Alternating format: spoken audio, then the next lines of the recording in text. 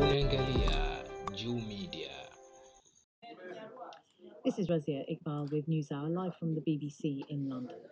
Now to the current tour of a few African countries by the US Vice President Kamala Harris. Today, Ms. Harris will be in the East African country Tanzania, a country with a proud tradition of non-alignment. It's also a country heavily dependent on Russia and increasingly seeing lucrative Chinese investment. The inroads being made by Beijing and Moscow in the continent is part of the reason for the Vice President's trip.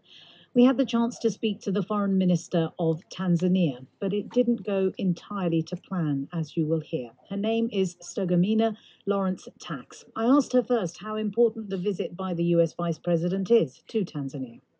The visit indicates the partnership we have with the United States of America, but also we expect that it is going to cement our economic ties and also renew our diplomatic relations. Is this relationship with the United States more or less important than Tanzania's relationship with China? We have a number of partners. The United States of America is one of them. China is one of them. So to us, all our partners are important. We don't compare that this one is important than the other, no. I ask, of course, because there is a great deal of concern in the United States at the way in which China is making inroads in its relationships with different countries on the African continent, but also because, of course, the Chinese invest more than the United States currently. $1.8 billion, I think, the Chinese invest in Tanzania, and the US is just a little under that. What are you expecting from the Vice President in terms of enhancing their interest, their investment, and the trade relationship with your country? Cooperation has a different dimension. You may cooperate in terms of investment, you may cooperate in terms of trade, you may cooperate in terms of stimulating economic and social sectors. So we have been cooperating with the United States in a number of areas. Yes, trade is one of them, and investment, but also in agriculture, which is very important to Tanzania, including food security, but also they have been major supporters in health and education, also technology and the issues of climate change and security. You cannot compare in terms of trade numbers. You compare and you look at the cooperation from a holistic approach. We work together bilaterally, but also work together internationally. So the cooperation and partnership are of different dimension with different benefits. We are going to sign some memorandum of understanding and agreements, and the details of which will be shared with you after the meeting of our two leaders. You mentioned the issue of agriculture and food security. The war in Ukraine has clearly made an impact on many countries on the African continent. And you have been reliant on both wheat and fertilizer from Russia. How has that made an impact on your country? The impacts have been negative in terms of affecting our economy. My government has put in place measures to counter those impacts.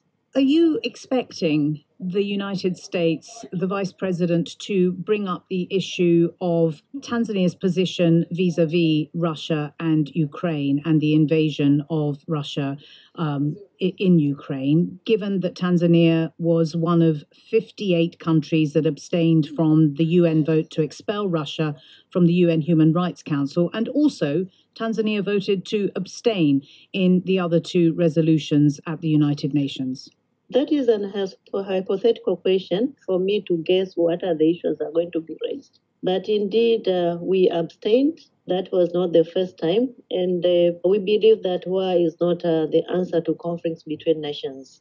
And we have consistently advocated and called for peaceful means through dialogue and diplomatic channels. And this is what we continue to advocate for. Do you accept, though, that there is a perspective, even within the context of the history of the non-aligned movement, of which Tanzania was a very big part back in the 1950s, but when you see 140 nations voting with Ukraine and 40 nations abstaining, in some senses, the perspective could be argued that non-alignment becomes from the US, that this is a kind of manifestation of anti-Americanism? That maybe is your view, but as I've indicated that for us, we believe that we are a non-aligned country. Let the two countries sit down, dialogue, and resolve the issues. And is that what you expect your president will say to Vice President Kamala Harris if the issue should come up? I am not speaking on behalf of my president. She will speak on her own behalf. But you represent the government.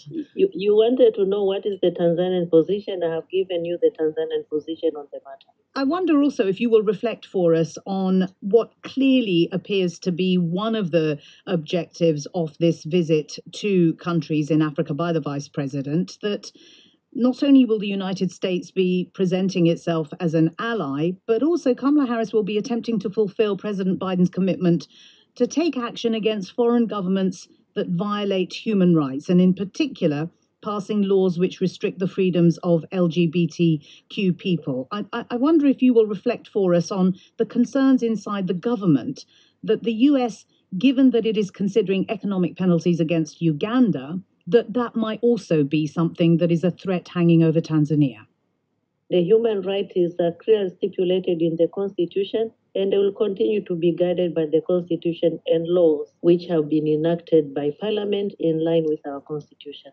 And yet there are many who would argue that given that same-sex sexual acts are criminal offences in Tanzania, punishable by life imprisonment, that suggests to many people who are from those communities that their human rights are being violated.